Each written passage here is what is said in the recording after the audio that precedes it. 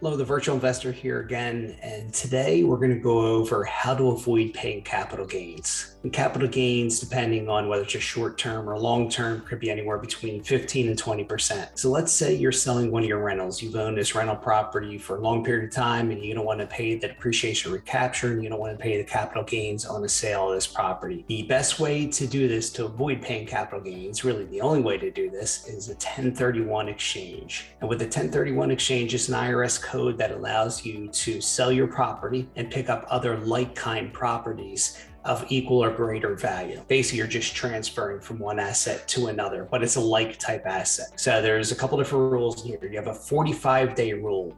Within a sale of your property, you must locate up to potentially 3 or more, in certain instances, properties that you're going to be purchasing. So you got to, within 45 days, you got to name these properties.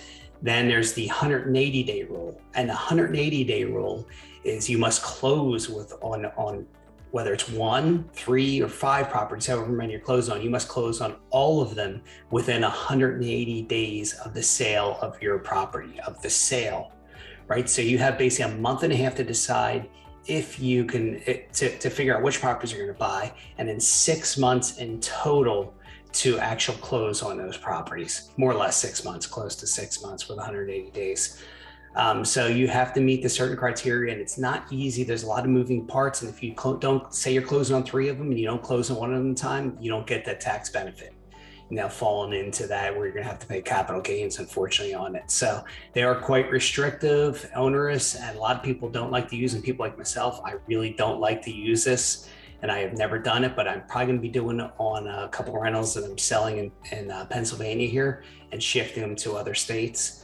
And it's a process I'm definitely not looking forward to, because especially in this market, it's really hard to locate properties quickly without overpaying, right? You're going to end up overpaying for a property, which you don't want to do. So for me, doing a homework in advance, getting that property listed and sold, hopefully quickly, that I can shift it into these other properties or property and make this happen without having to pay the capital gains. So that's what I'm hoping to do. And for those that you want to avoid paying capital gains, this is really going to be your best way to do it. The only other way to do it is purchasing a property and living in it within a period of 5-year period. I think you have to live in it for 2 years or more to get the tax benefit of the resale. For an individual, I think it's $250,000. For a married couple, it's $500,000.